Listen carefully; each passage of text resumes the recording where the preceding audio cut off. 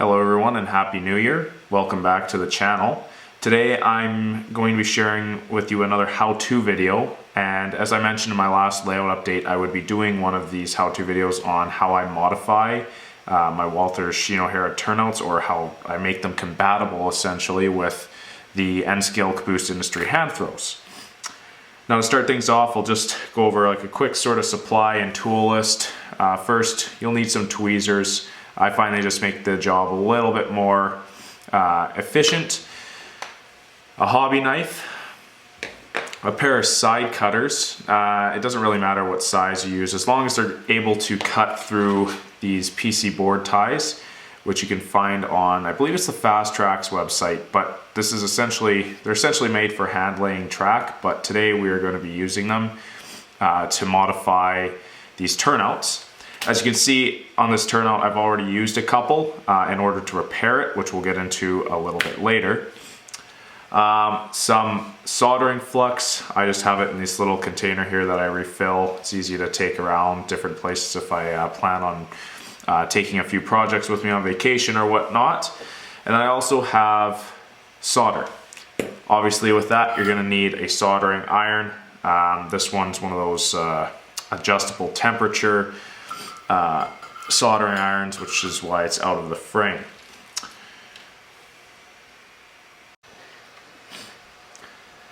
So the goal of this modification is just to simply reduce the distance between the point rail and the stock rail. Now, the reason we want to do this is, one, it looks a little more realistic, but two, the reason why I had to do it is because I opted to use the N-scale version of the Caboose Industries hand throws, just because they're a little smaller and a little more to scale. They look a little bit better and don't stand out as much.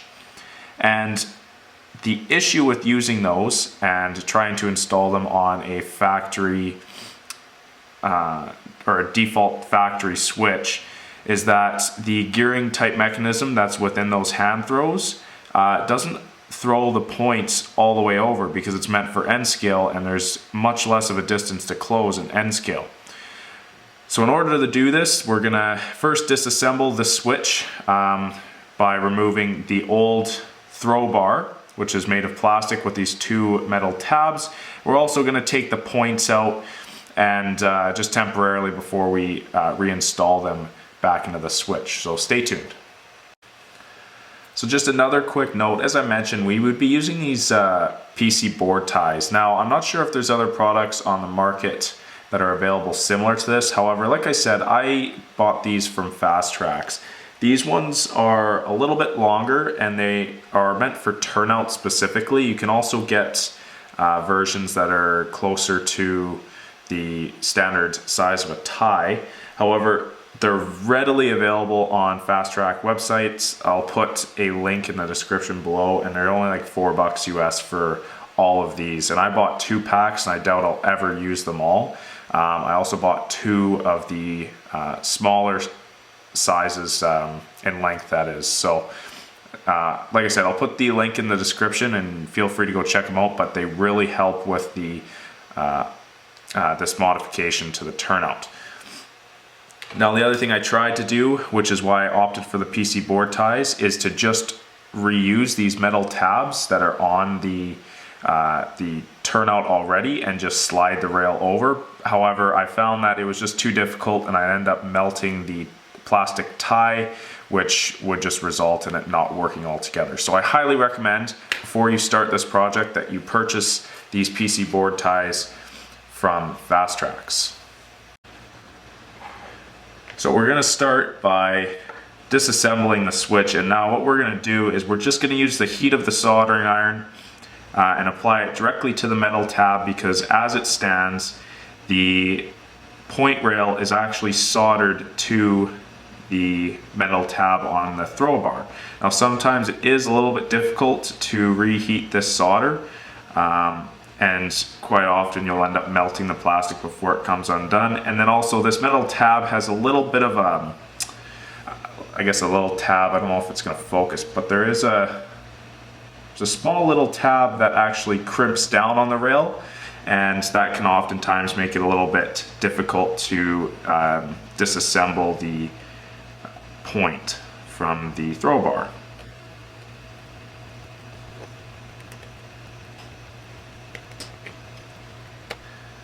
All right, so we got a little bit more luck on the other one, but as you can see, the point rail has come unsoldered from the original tab. So we'll just move this one to the side for now as we try and work to get the second point dislodged from the original throw bar. Anyway, so this one took a little bit more effort, but we have finally dislodged it from the original throw bar. And as you can see, it's just a plastic throw bar with these two metal tabs as seen here. And then on these metal tabs are two smaller tabs that kind of poke up a little bit that crimp down on the rail. I don't know if you're able to see that or if it will focus, but there are two small little tabs that protrude off of these silver tabs here that crimp down on the rail, which makes things a little bit more difficult sometimes to unsolder the point rail. As you could see earlier there, I was struggling a little bit with the first one. So now let's move on to the next step. So before we move on, and I'll bring this up a little bit later on in the video as well, keep in mind that each stock rail is actually a little bit different. One of the stock rails has a slight curve in it. You might be able to see that. Looks like it's coming through there. The other stock rail is straight all the way through. And that is because the stock rail that throws in order to take the diverging route, it needs a slight curve in it in order for the locomotives and rail cars to flow freely through it. So as you can see, that fits pretty well like a puzzle essentially, and while the other stock rail lines it to go straight through. So just keep that in mind, and when we reassemble this switch I'll bring it up once again, but just something to kind of put in the back of your head for now. So here you can see the original throw bar, which I've shown previously. This here is the full length of a PC board tie that's cut straight from the sprue. So it's about 3.5 inches long, a little bit less.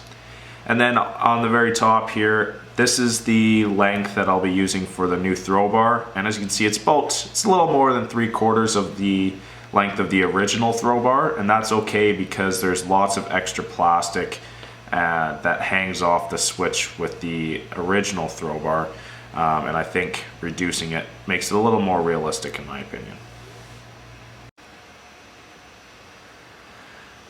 Now before I go ahead and solder the point rails back onto this PC board tie, what I first like to do is I like to mark it, and what this does is it allows me to identify where the solder needs to go on the PC board tie, and I put the solder on there prior to me installing and soldering the point rails back onto it, and I'll explain the reasons for that in a minute. But first, I insert the PC board tie back into the switch, or between, I guess, the kind of the guard ties for the throw bar, and I just take my my flux.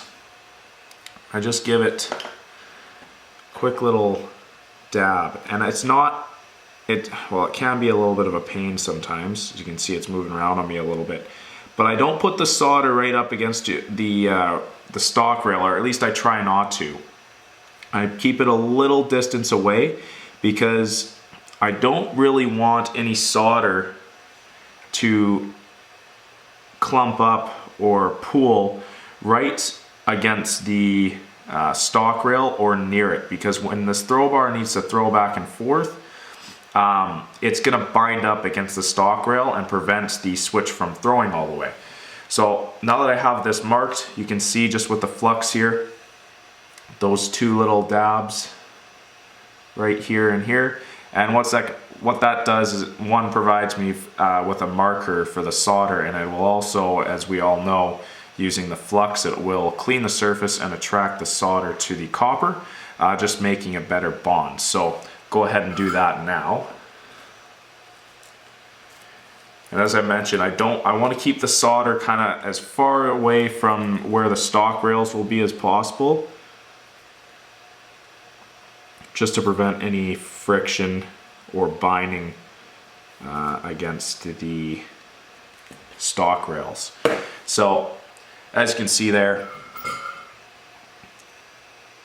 I now have solder on my PC board ties. So the reason I like to kind of pre-tin the PC board tie is, one, it allows me to get the solder on there for easily application of the stock rails when I reinsert them into the switch. And the other reason is it allows me to clean the tie off. And usually how I do this is I just give it a wipe down with a paper towel. Now what this does is it removes the flux from the PC board tie, or the large remainder of it anyway. And what this prevents later on, and I found that in my first couple of switches where I didn't wipe down the PC board ties, is as the switches sat, the flux would kind of gunk up and it would solidify, making it very difficult for me to throw the switch. So it's very important that you clean off the PC board tie before you solder any of the point rails back onto it and into the switch, so that your switch remains operational for the rest of the time you use it, essentially. Because like I said, once these switches sit and that old flux sits on there, if it hadn't been cleaned off, it will kind of solidify and it will prevent you from being able to throw your switch. And in fact, I still have one or two of those turnouts on my layout that I need to take out and fix up because that issue has occurred. And then the third reason why I like to pre-solder it is just because sometimes these point rails can be a little bit finicky, and I have a bit of a difficult time soldering them back onto the PC board tie. And the longer the soldering iron sits there, the higher the likelihood of the plastic ties melting and warping, which will cause issues for the alignment of the turnout and how these point rails will sit. They won't sit flush if the plastic ties have warped. So keep that in mind. I highly recommend pre-tinning the PC board tie before you install it back onto your turnout. Now, one other tool that I completely forgot that you're going to need for this project is you're going to need an NMRA gauge. These are pretty cheap. You can find them at most of your hobby stores, and if you can't find them at one locally, definitely you can find them online. I find this helps a lot, but after you do a few of them, you can almost just eyeball it and kind of make the determination with your naked eye just to see if there is enough clearance there. Like I said, we're not completely closing the gap, we're just reducing it from the factory kind of default standards that we receive these Walthers Turnouts in.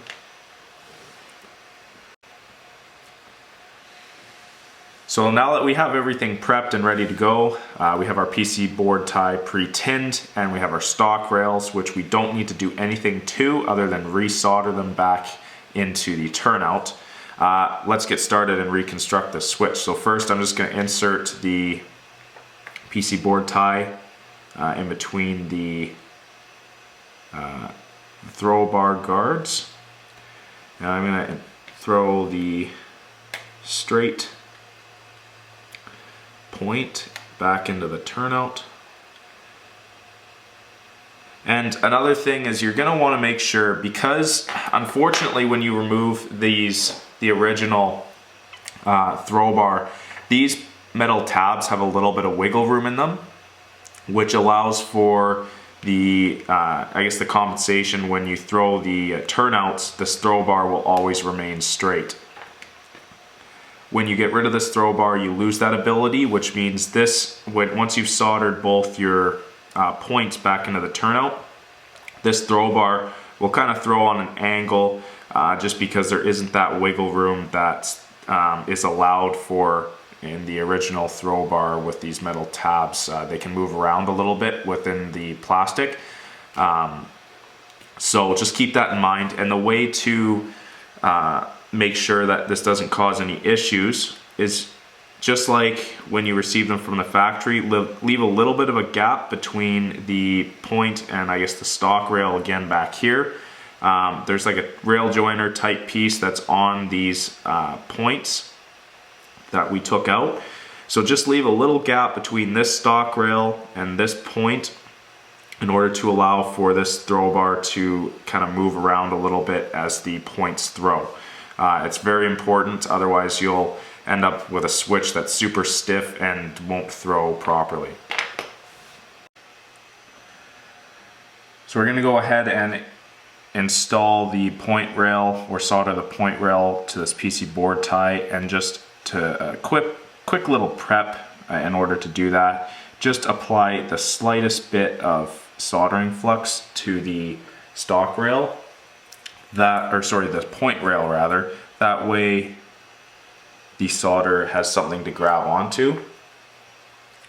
And just before I solder this point rail back onto the PC board tie, we're going to make sure that there's a gap up top here where this stock rail and point rail meet. There's a rail joiner there, as I mentioned earlier. Just make sure that there's a little gap. Doesn't need to be anything large, just enough that it will allow the point rail to move around a little bit.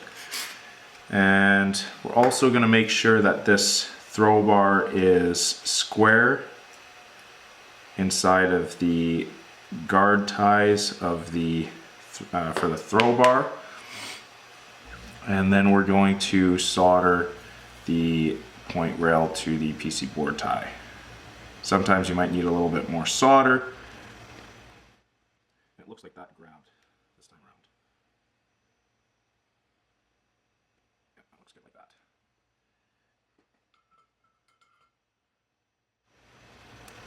So as you can see, it is now attached to this PC board tie. And as you'll notice, it is a little bit stiff, and we'll get to fixing that shortly here. But we'll go ahead first and get that other stock rail soldered to the PC board tie. So we installed the second point rail there, or put it in its position. And then you're going to take your gauge, just going to make sure that there's enough clearance there. The gauge will tell you how much clearance is needed. I always like to give just a slight bit more, just in case. Doesn't need to be anything dramatic.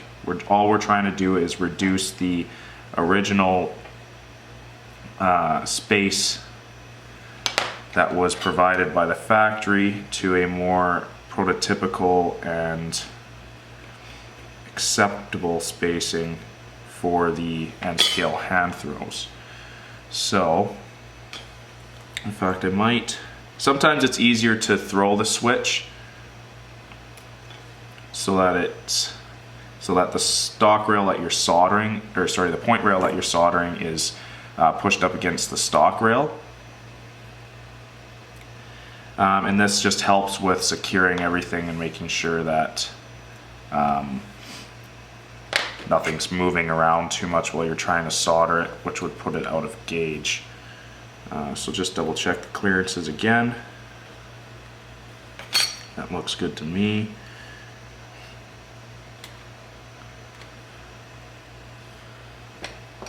Just a little bit more.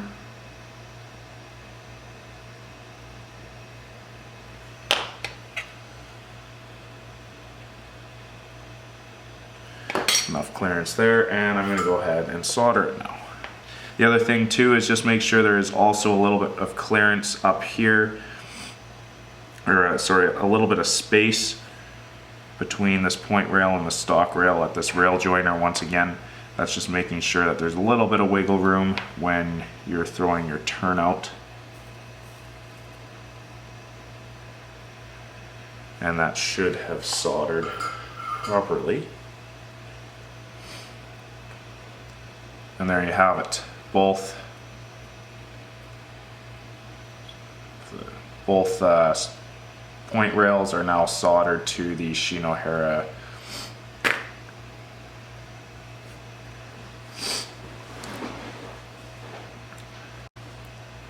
and there you have it. Both point rails are soldered to the PC board tie, and we'll just double check our clearances here.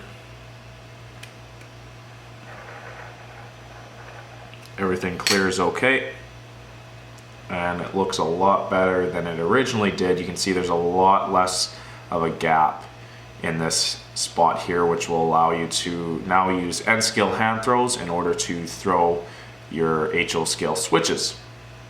Now, one other thing before we wrap this up is, because of the heat that was applied in soldering these point rails to the PC board ties, the ties on either side of the PC board tie have melted just a little bit, and this is pretty much inevitable. I have not found a way around this yet. However, it's an easy fix.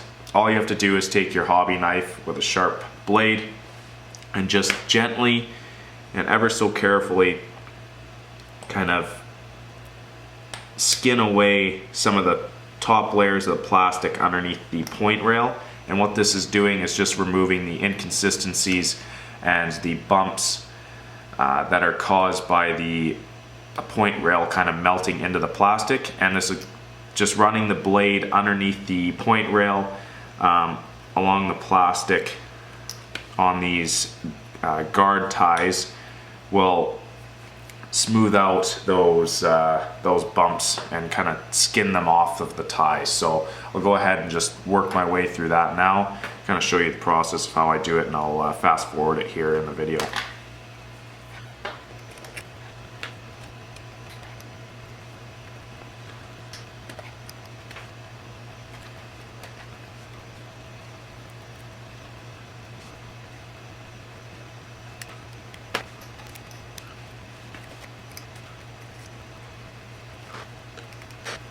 So as you can see, all I've done is kind of scrape away the plastic on both of these guard ties that surround the throw bar, and it moves a lot more free now.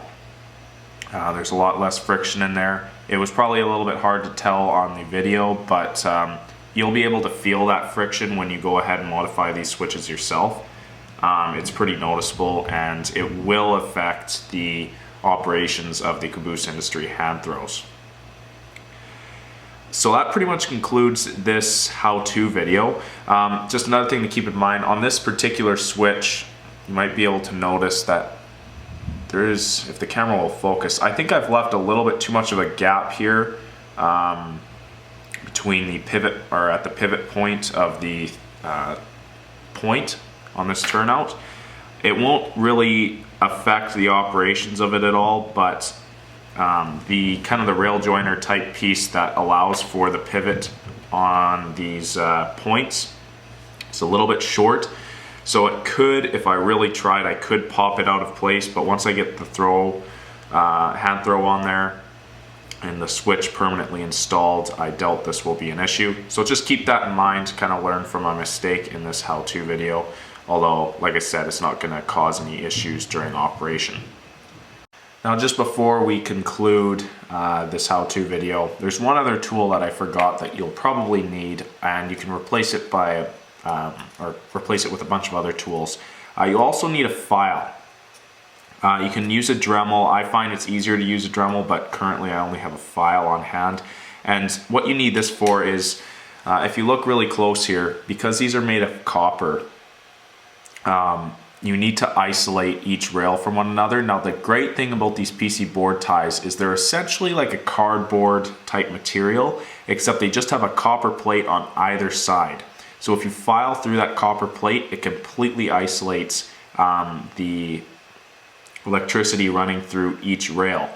When I first started building these, I figured, well, the likelihood of the electricity traveling from one side to the other, it isn't high because these point rails don't conduct the electricity unless they're thrown. But I had kind of completely forgot about the fact that these boards run right up underneath and touch the stock rail. So what you need to do is exactly what I've done in the case where I've used these PC board ties to repair the switch. You need to file through or Dremel through that first layer of copper in order to isolate each side. So I'll just go ahead and quickly do that now.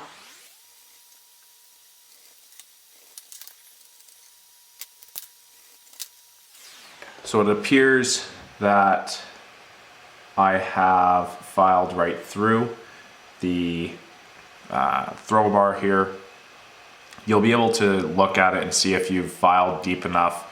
You might not be able to notice it on this video, but you see the line going right through these PC board ties here, as well as my throw bar. That's where I filed or dremeled away the copper strip so that the electricity or the polarities are isolated from one another once you go ahead and install these turnouts.